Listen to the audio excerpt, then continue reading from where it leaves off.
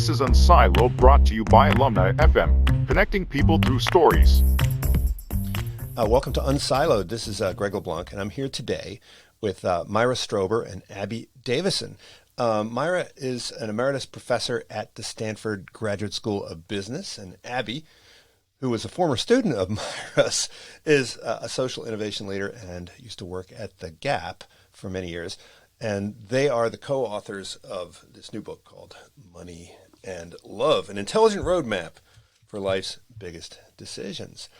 Now, this book, it came out of a course that Myra taught at Stanford for many years, and before that at Berkeley, called, was it Work and Family? And Abby, you were a student of Myra's, I guess, in the class of 2008, and have had an opportunity to continue to engage with Myra on this course. And, you know, I've been doing this podcast for a while, and I always have one of the great things about it is I have an opportunity to learn from people who are teaching unique courses and how these unique courses get kind of spun out into books. And so when I was thinking about this course, Work and Family, it seemed like such a no-brainer, right, to have a course like this, particularly for people in business school, right? I mean, not only because managing a household does require an awful lot of skill, but so many of the decisions that you have to make as a professional, right, utilize the skills and insights that you get in business school. And yet, people aren't given those tools. They kind of have to figure them out. Do you think that this is something that belongs in the curriculum of not only every business school, but kind of colleges, high schools, right? You mentioned that we don't even teach decision-making at the high school level. I mean, it seems like decision-making is pretty key to becoming a successful person. Well, I have always been amazed that this course is not taught at other business schools, but it is also not taught at law schools or medical schools or any graduate program. I've taught it to undergraduates with somewhat less success because I don't think that undergraduates realize quite yet what they're in for. But by the time you get to graduate school, you understand very well what the challenges are going to be.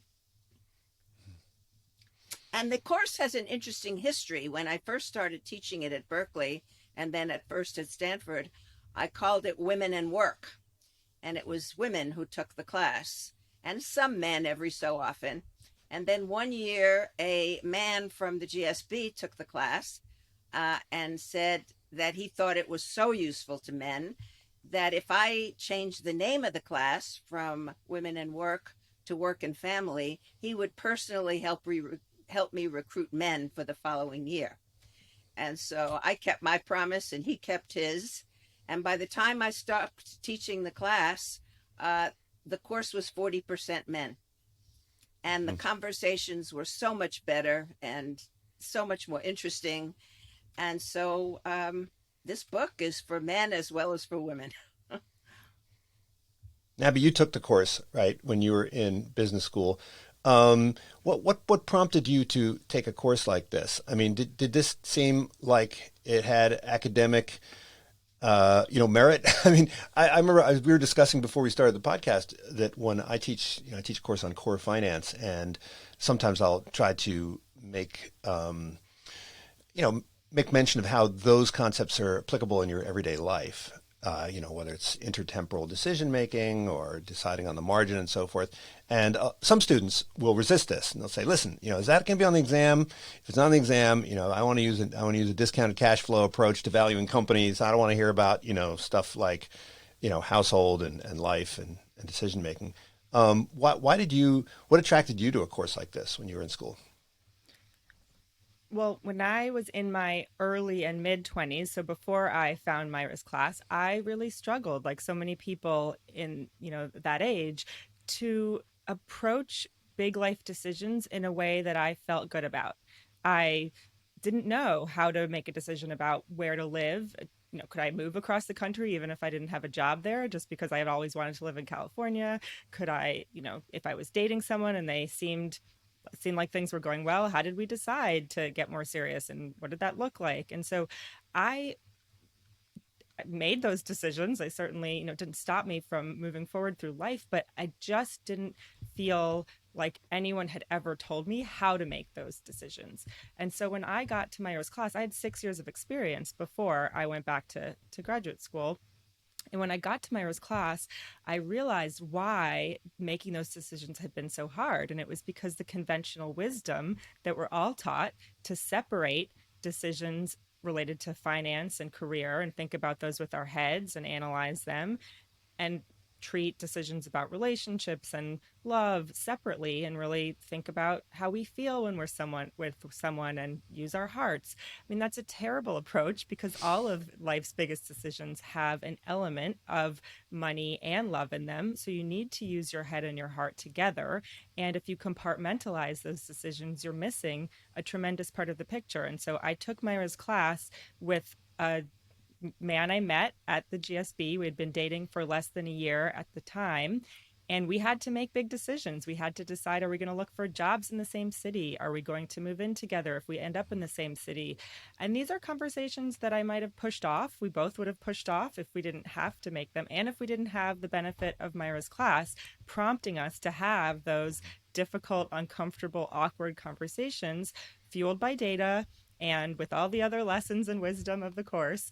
And it really changed our lives. And we've now been married over 13 years. We have 2 kids. We came back for many years as guest speakers in Myra's class and have been road testing the material and the wisdom that she taught, and it works. And that's why I was so delighted to join forces with Myra on this book, to share all the lessons that should not be the best kept secret for just the people who were able to take the class. Well, Myra, let's go back to when you started your academic career, and you recount this in your memoir, Sharing the Work. Right? You started off at UC Berkeley in the economics department, and I believe you were told by your, department chair that you would never get tenure because you were a mother. Right? I was wondering if you could recount that. I mean, it's astonishing. It's just astonishing to think about that, at how recent that was. And then when you joined Stanford, right, you were, I believe, among the first tenured female faculty, right? So is there something specific about business and economics that makes it difficult, or made it difficult, to succeed as a mother? Or was that something that was kind of true across academia, across, the professions, across the entire economy? Before I came to Berkeley, I had been an assistant professor on the tenure track at the University of Maryland. And then I left that job to follow my husband to Stanford, because he got a job at Stanford. And instead of saying, well, let's go on the job market together, let's see what we both can find if we're looking for new jobs, I just said, California, here I come, and moved out to California with him. And in those days, the jobs that you got were mostly because of who your thesis advisor knew.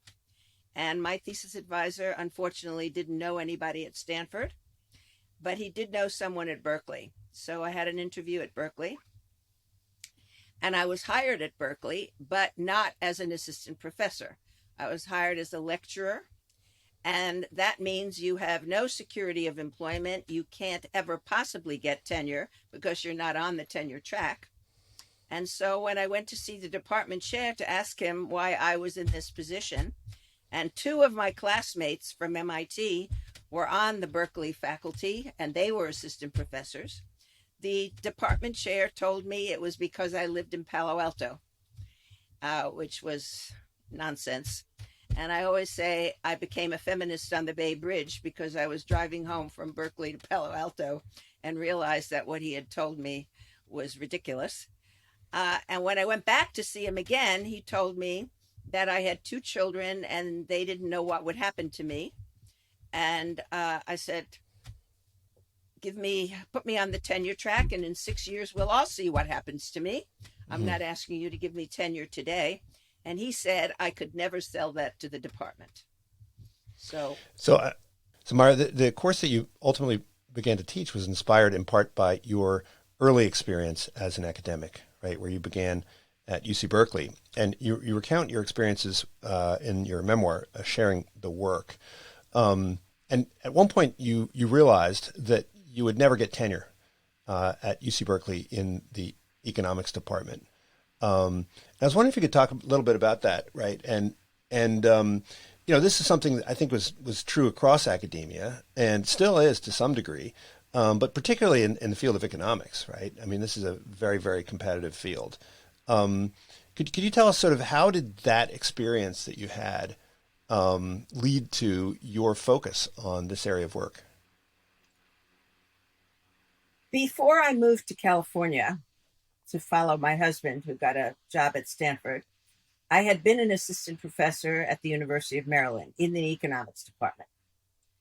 And when I came to Berkeley, I had a position as a lecturer, which meant that I could never even be considered for tenure. I was stuck on a track that was had appointments from year to year, and it went to see the chair of the department to ask why I was not an assistant professor, even though two of the men who were in my department had been my classmates in my graduate program at MIT, and they were assistant professors.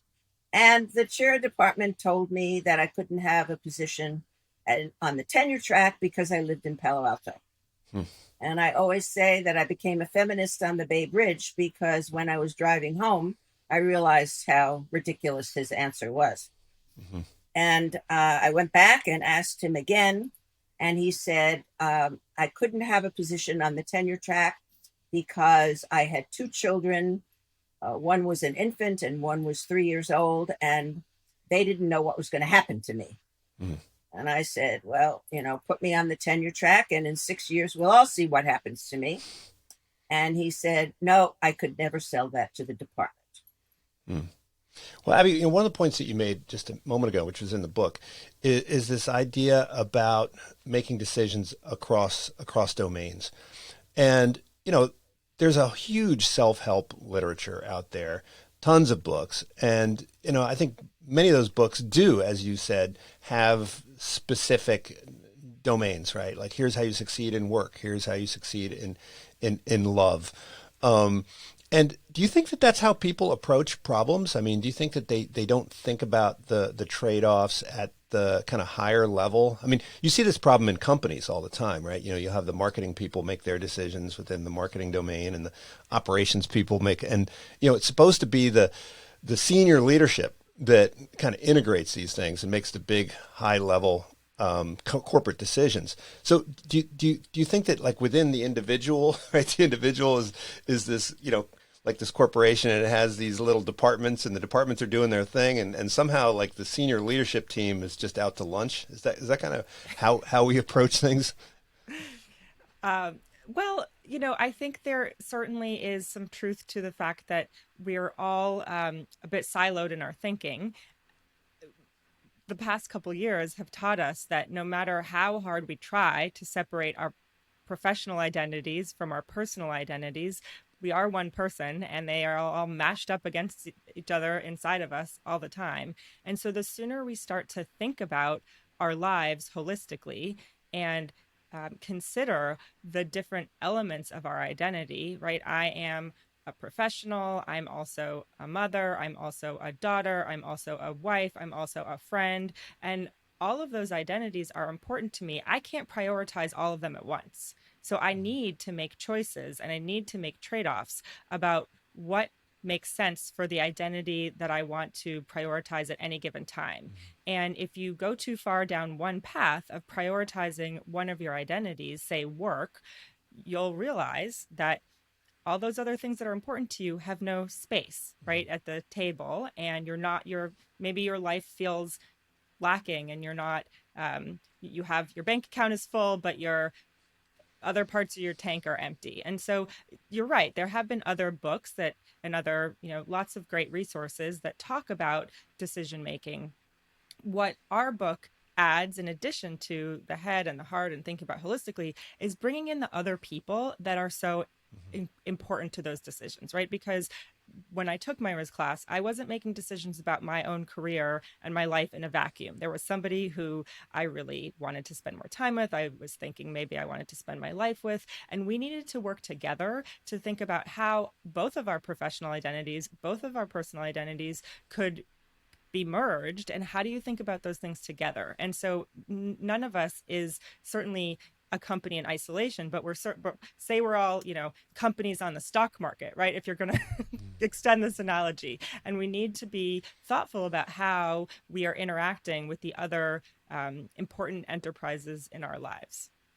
Now, I think some of the more poetic or romantically inclined people might find your book difficult because, to some extent, if we think that traditionally the area of love and romance and marriage and children is something that is governed by, let's say, less practical and more romantic criteria, and then the work stuff is governed by more, rational and disciplined thinking. You're advocating that we think of these things together, but it seems like you're not coming from the position, hey, let's make our work decisions more about romance. It seems, one critique would be you're actually saying let's make our family decisions a little bit more practical. So, why is it that people resist this idea that, what you're doing when you're starting a family is I think you guys said you're co-founding a rather boring nonprofit. Right.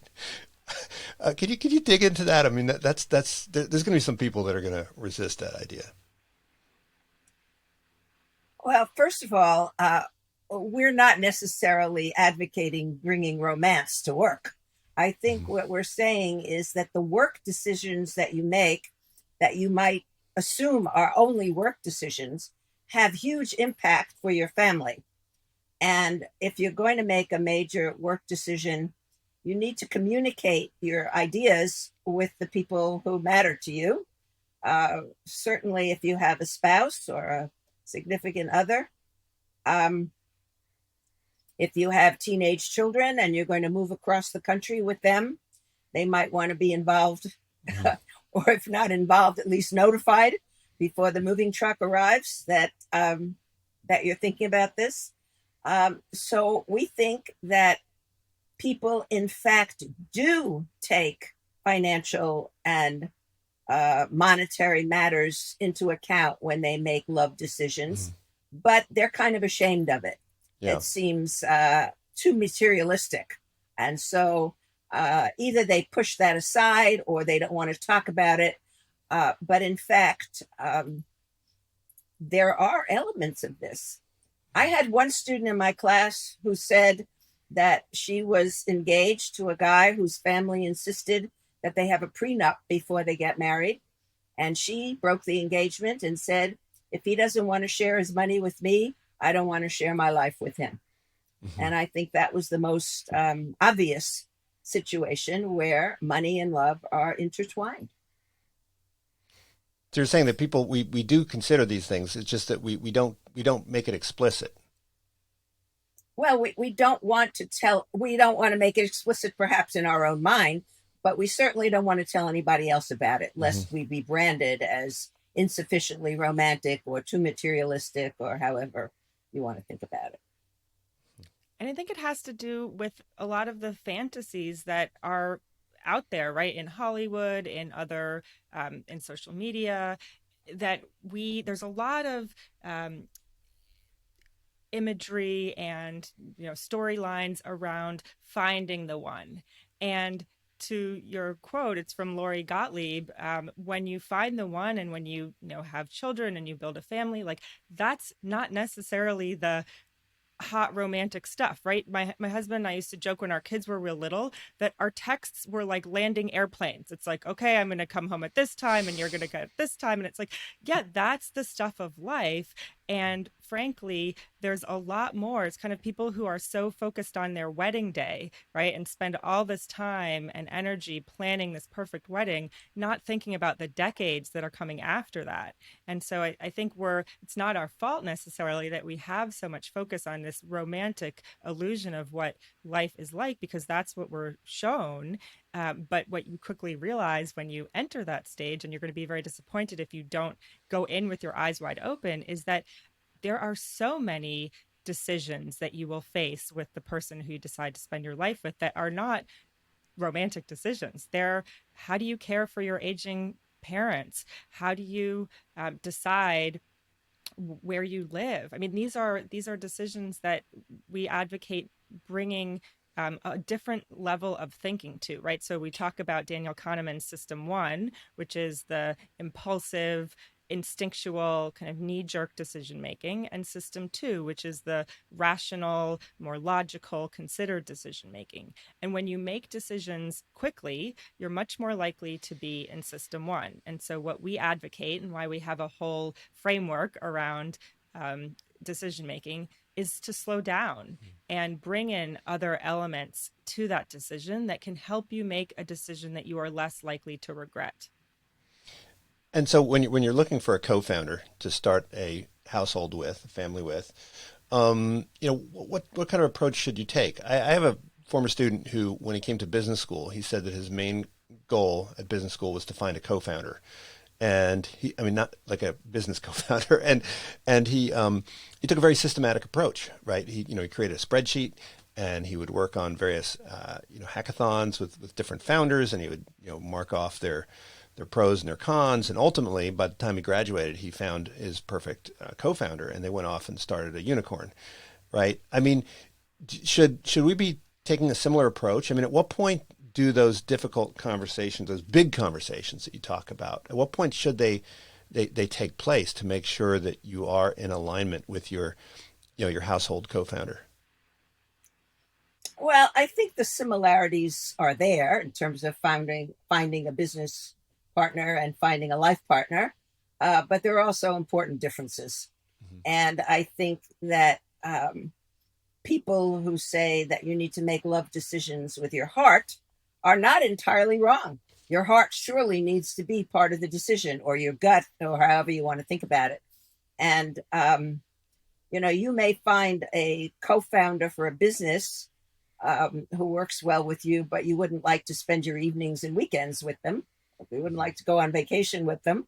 And that all works fine, but it doesn't work fine if this is your life partner. So you certainly need to, before you have any conversations of any depth, you need to be sure that you're linked to this person in some way, through your heart, through your gut, that you're excited about this person in some way. Now, of course, this is the way Americans find partners. I have had over the years students from Pakistan and India, men students. I've never had women students who like the arranged marriage situation, but I've had men students who tell me that when it comes time for them to choose a partner, they're going to rely on their parents, and that they think their parents understand them well and have their best interests at heart, and will find a partner for them that they will be able to be successful with. And they don't talk about their heart. Mm-hmm. So this is in part cultural. To the question of when it makes sense to have these conversations, one thing I learned in Myra's class is earlier than it feels comfortable to. Because I think when we are first getting to know someone and we think that there's a spark there and we want them to like us, we're hesitant to bring up those big topics for fear that there might be big differences that are revealed. But that's exactly what you want to do. You actually need to turn those rocks over and understand if you feel strongly about raising your future children in one faith, does your potential partner feel equally strongly about raising their children in a different faith? I mean, better to get that out early so you can talk about it, decide if it is a place that you can come to compromise about, or if it's actually an intractable problem and you're not going to be able to get to resolution. And certainly better to find that out on date 10 than, when you're already engaged and you're making the wedding guest list and you're realizing, oh, well, my parents are going to be upset if we have, a rabbi officiate. Well, please talk about those things before. And so I did have those scary conversations, certainly before I felt things were ready. But one thing Myra says, which I love, is the diving board is not going to get any lower. And so you do at some point need to jump off, have the conversation, see how they go. And part of what you're learning is not do you have the exact perfect answers that match the other person's, but can you work through differences together? Can you look at a challenge, approach it on the same side, and get to the other side and figure out a way that to resolve it that seems fair to both of you? And over time, that is what you do in a relationship. You change, they change, you're navigating these changes and differences over time. And the earlier you start practicing that and flexing that muscle, the better. Do you think it's more difficult today, right? Because we don't have sort of a standard off-the-shelf template. I mean, it seems like everybody has to figure out the division of labor and figure out their life trajectory, kind of from scratch, right? Is every household kind of like a startup now, right? Where you're running A/B tests and you're innovating on the fly. Well, it's true that there are more decisions to be made now because things are more in flux and there are more models. On the other hand, I was married when I was 22, and I think I'm a much better negotiator, and I understand all the complexities much better than I did at 22. Mm-hmm. And I'm delighted that the age of marriage has increased, because I think 28-year-olds and 30-year-olds are far more equipped to know, first of all, their own preferences. The first item in our framework is clarify your own goals, clarify your own wishes. And that's very hard to do when you're 22. You don't have enough experience, let alone age 20, because that's when I decided to marry this person. We got married at 22. Yes, there are more choice possibilities. It is like a startup each time. But on the other hand, you have models. So we advocate checking in with other couples that you think are doing it the way you might like to do it, and finding out their secret sauce or not. So it's hard, but it's certainly not impossible. And I think there's more openness and willingness of people to share what's going on, right? So I think we have certainly a culture that has made reality shows, whether or not you think they're reality, that's more of a thing. And so there's an openness to see how other people are doing it. And so, when my husband and I, my boyfriend at the time, were writing our final paper for Myra's class, we checked in with other couples that had lived together and were successful in terms of, they were still together, maybe they had gotten married, and couples that had lived together and broken up and were unsuccessful. And they were very willing to share with us what they did that they think led to those successful outcomes and what led to the unsuccessful outcomes. And then we put together what we decided was our blueprint for how we wanted to merge our bank accounts, how we wanted to divide household chores, how we wanted to spend holidays.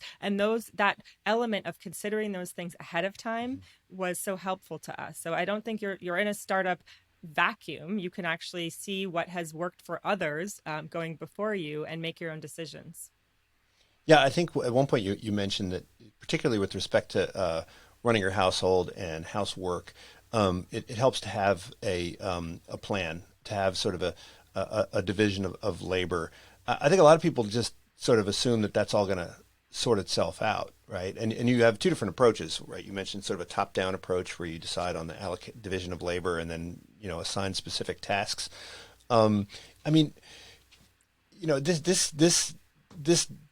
This conscious articulation of the division of labor seems like such a sensible idea. Why don't people do this? But what I found in my class was that perhaps the biggest learning that took place was the students receiving my list of household chores that needed to be done. They had no idea, despite the fact that they had grown up in families, the extent of the chores. And so, there were pages and pages of chores to be done, and then, to be divided.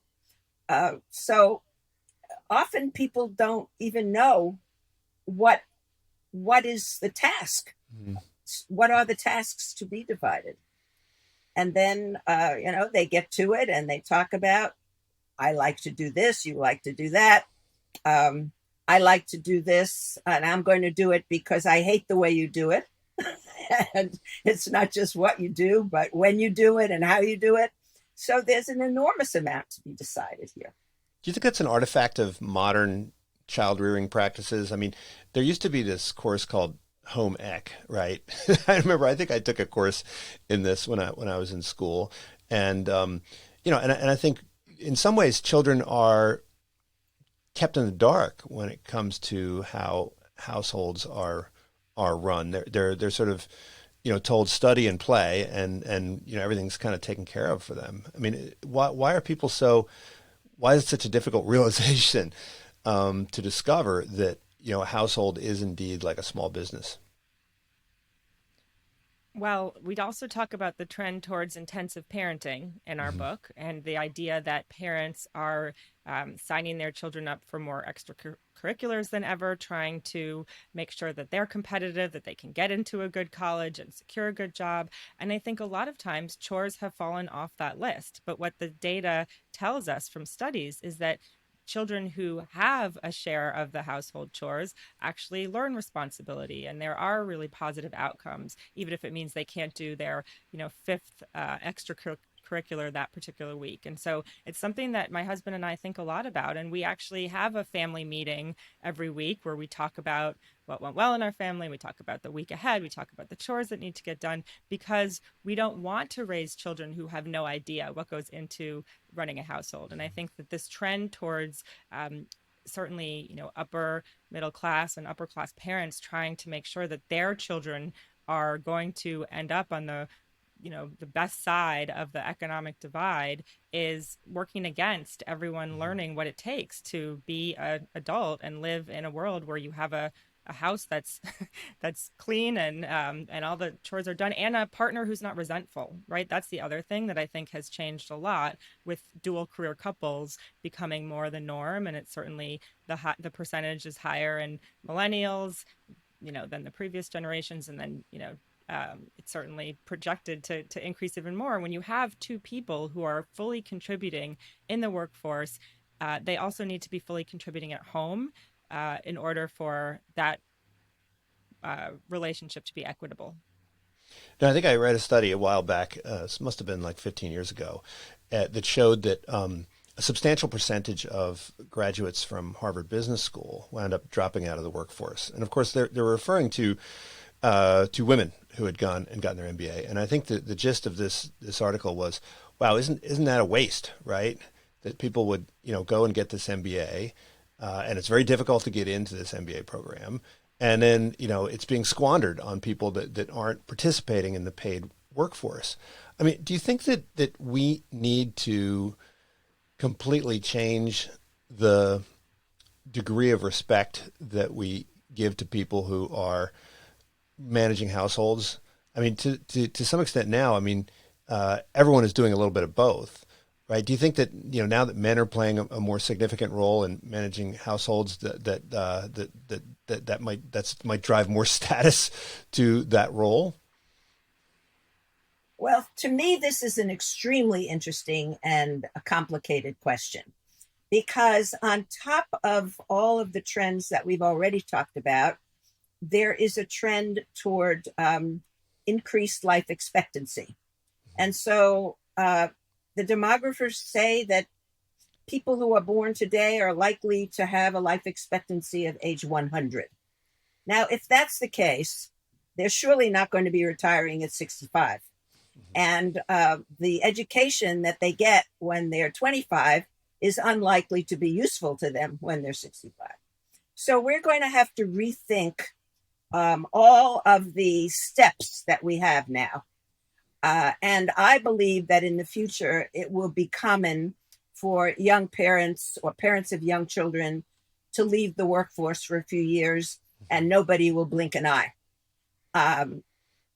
Or one of them will leave. And even today, it is much easier for someone with an MBA or perhaps not a medical degree, but most degrees to come back after a few years out of the workforce raising children. So I think that's a very positive step. And I think that in the future, we're going to have to figure out how to raise children while people continue to work. We're going to have better childcare systems so that perhaps people don't ever have to leave the workforce. I think we're in a transition period where things are pretty much awry, and we're going to have to figure out how to straighten all that out. Well, I mean, it seems like the traditional employment model really put pressure on people who dropped out of the workforce, right? If you think about advancement in a typical law firm or advancement within academia, right? You know, there's sort of this lockstep advancement, and if you step off that escalator for any period of time, you know, you kind of lose out, and it's very difficult to get back into the workforce. I've talked to plenty of women who, you know, after spending a few years raising children, try to get back in the workforce, and the employers, you know, are very skeptical of them. And even at, you know, when I've been at faculty meetings, the idea that, oh, well, we've got maternity leave and paternity leave, but it seems like the male faculties, when they take paternity leave, they use that time to just write papers, whereas the women will use that time to raise children, and so they're inevitably handicapped in that respect. How can we rethink from the employer perspective, right? Providing environments where people can have more flexible career paths. Well, first of all, I think having models, so both men and women who take the benefits that are offered, who take parental leave, you know, we can talk about what they do with that in another conversation, but having models is really important, because then the people who are junior and who are on their teams see that it's possible that you can do that, and that even, you know, the benefit is offered and there's not a stigma attached to it. And I think also approaching those vacancies as opportunities. Right now, I think there's often this sense of, oh, we have to cover, you know, this person's role for 4 months. That's such a pain. Well, there's a lot of people who are interested in stretch opportunities, stretch assignments, getting to, you know, perform at a different level than they maybe are today. And if you can't offer them a promotion, perhaps you can offer them an opportunity to learn new skills and work on new projects through those opportunities. And that's something that I've always tried to model in my own teams. And I think it created an atmosphere where it wasn't, I mean, I had one team member told me she wasn't scared to tell anyone on the team that she was expecting, because she knew that it would actually be a positive thing for people. And that's, you know, we need to make more environments like that, because as Myra said, we don't prioritize caregiving in this country at any level. And the more that our workplaces can play a role in showing the positive side of these this part of human existence that is necessary to continue to grow our GDP, to continue to remain, you know, a competitive nation, the better off everyone will be. But we have some distance to travel before we're there. Do you think, Myra, the course that you have been teaching all these years, I know it's primarily targeted at students and managing their own livelihoods and families, but do you think that it's had an impact ultimately on them when they get into senior leadership positions, where they're more understanding of the choices that people have to make? I do. I have had students who have written back to me saying just that they have changed their management style as a result of the course. But I think, going back for a moment to academia, I have never been at a faculty meeting or even an informal gathering of faculty where people said, let's figure out how a young parent, woman or man, can be heavily involved in child rearing for X number of years and come back with no penalty. Let's figure out how to make that happen. And I believe academics are pretty smart, that if we put our mind to it, we'd figure it out. And it would have something to do with spending some number of hours every week keeping up with the literature, making sure you didn't fall behind, and probably not leaving for 12 years, but more like 3. And we could make it work if we decided that's what we wanted to do. But nobody has put their mind to it. And the last chapter of Abby's in my book is about becoming a change agent at your workplace. And this would be one of the ways in which academics could become change agents. And also in medicine, it's the same thing. Figure out how to allow people to take some time off, full-time or part-time, and then come back to their careers without losing out. So why not? I mean, why isn't that? I mean, that should be something that, at a faculty meeting, I mean, that should be a strategic priority of every employer. Why do you suppose it's just not on the radar?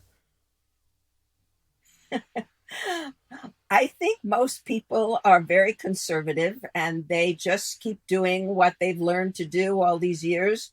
And they say things, especially at institutions like Stanford, oh, this has worked so well for us all this time. Why would we think about changing it? Without thinking about what benefits the change might bring. I think there's another element too in some other industries where actually women can be quite, I don't know what the word is, but like, I did it, you can figure it out, right? Mm-hmm. So it's sort of like, why should we extend any special situations to future employees when we all had to, fight tooth and nail to raise our families and keep our jobs? And it's like the boot camp concept, like, in the military, like I survived, right? Yes, yeah. Exactly. Well, there's a selection effect, right? The ones who survived are the ones that are setting the rules, and the ones that didn't survive, right? Because the environment was not friendly to them. They're the ones that are not in the position to contribute to the conversation, right? That's right. Right. So there's a selection effect for sure. But I do think that there are increasingly employers who, particularly those who are competing for top talent, every year, consulting firms, law firms, where they are starting to change. They are seeing, oh, okay, well, what worked when you had a breadwinner caregiver model doesn't work when there are a couple where there isn't anyone at home to, quote unquote, pick up the slack. And so we do need to figure out career lattices. We do need to figure out different types of rotations that we can put in place. We can't expect people to move every few years in order to get a global experience. But how can we approach this more creatively? And we have some examples that we've seen, but to Myra's point, we need to see many, many more, especially if we want to create a workforce that is not constantly faced with the same trade-offs that for decades people have been. And that's why the Changemaker chapter is so important to us and why we really wanted to end on that note. Well, look, I mean, companies do everything in their power to satisfy their consumers, right? And design customized products, and they'll gather up all this data to figure out what people's preferences are, and they'll have algorithms that'll niche market their specific solution to people who have esoteric desires. I mean, why isn't that happening on the employment front? I mean, is it simply that the HR side of things is behind the marketing side of things? Or is it that the employees just aren't insisting on it? I mean, to some extent, we've internalized the priorities of companies. I mean, we've internalized the priorities of the marketplace. I mean, do you think that part of what you're advocating in the book is for people to carefully consider what's best for them, and then be more assertive at trying to make that happen, rather than kind of letting their priorities be dictated to them by whatever happens to be prevailing in the culture or whatever, the corporations are telling them? Well, there certainly are corporations now that have moved to a different model. I think there are corporations who employ a lot of women and need to keep those women happy. And I think that women who have left the workforce and are seeking to come back now are being helped by startups that are teaching them how to come back. Certainly, if a woman is thinking of leaving the workforce, or a man, for a period of time, they need to keep their contacts live so that when they want to come back, they're in a good position to do that. And certainly, the world is changing. It's now much more possible for a woman to come back. I ask myself continually why that is not true in academia. And I think, as I said before, it's that nobody has really put their mind to this, partly because there still aren't a lot of women faculty, certainly more than they used to be. But when that percentage increases, I think we will see some more innovation as well. Well, but my answer to that question is slightly different, which is that, to your point, Greg, the marketing teams have such robust data at their fingertips about what customers care about and what customers need. HR systems do not have that agility. They're, in many cases, legacy systems. They are cobbled together. Even newer systems don't have even a field to track whether employees have a caregiver responsibility, right? And so even at companies that are making the software to track the HR status, they don't have the ability to do that for their own employees. So it's not, our book is really a both and book. It's both that the companies and the employers need to change, and they should, and that individuals need to make those choices that push the companies to change, that say, okay, if you're not going to give me a career path that allows me to have a full life outside of work, I'm going to vote with my feet. I'm going to go somewhere that will. And so with that both and mentality, we hope that the data systems will evolve and companies are going to be just as sophisticated about slicing and dicing their employee data, but we're not there right now. You guys introduced this 5C approach to all the issues in the book. And it seems like this 5C approach has applications pretty much everywhere. And, the final of the 5Cs was consequences. And you advocate for doing like pre-mortems, right, for all of the major life decisions. And of course, this is a concept that comes from, business and hospitals and the military and so forth. Do you think that people fail to do long-term planning in their personal lives more than they do in their business lives? I mean, we're trained in business to really think through the consequences of all of our decisions. What is it about the personal life that leads to perhaps a failure to do pre-mortem like thinking?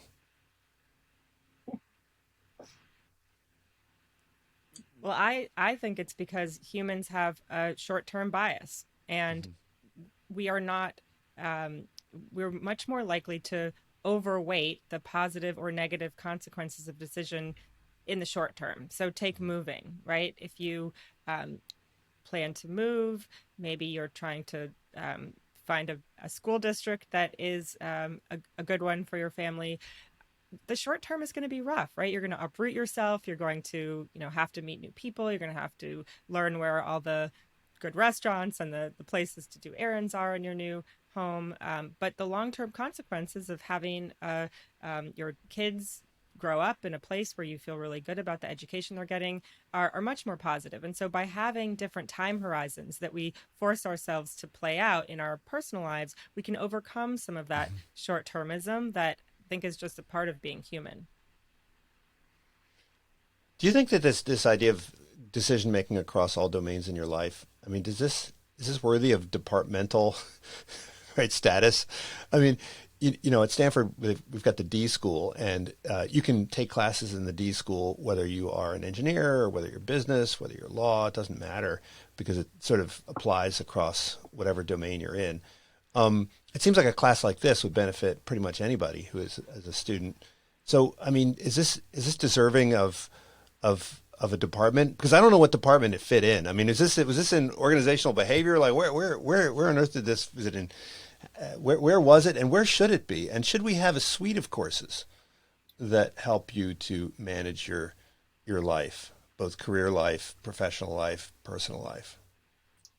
Well, I think that this topic should be introduced in high school.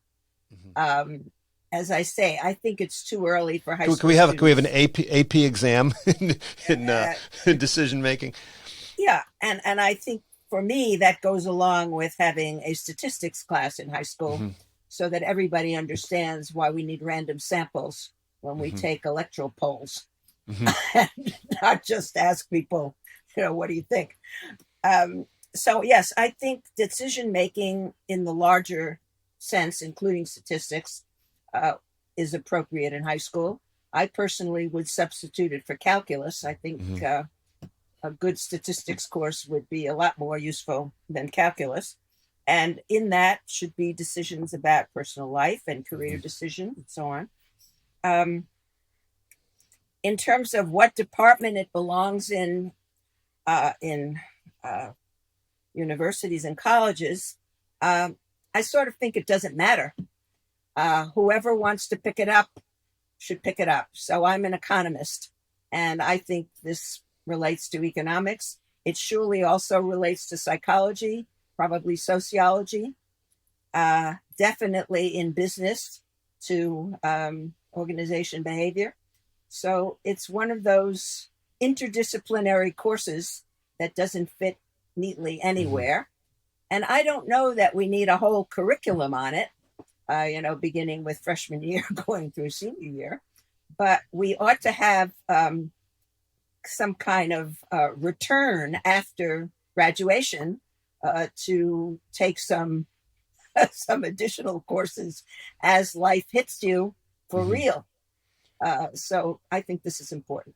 I mean, it seems like it's the kind of class where, it shouldn't end when you graduate, right? It should be something where, every couple of years you have to check back in. And in fact, maybe your grade should be deferred until, 20 years after graduation. Well, the business school at Stanford, I think, is doing a great job through career services, and Carly in particular, to bring this content to graduates, which I think is so important. Yes, there's been so much demand to have workshops at reunions, right? When people are coming back on campus to reconnect with people, to actually give them the space to take a money and love question that's the top of their mind and walk through our framework, get the input from their peers and classmates, and really give some thought to something that sometimes what we advocate for is when you're in your day-to-day, it's very hard to do the type of expansive thinking that's needed to approach these decisions creatively. And so reunions are the perfect time, actually, to come back and you're reconnecting to a place that was important to you.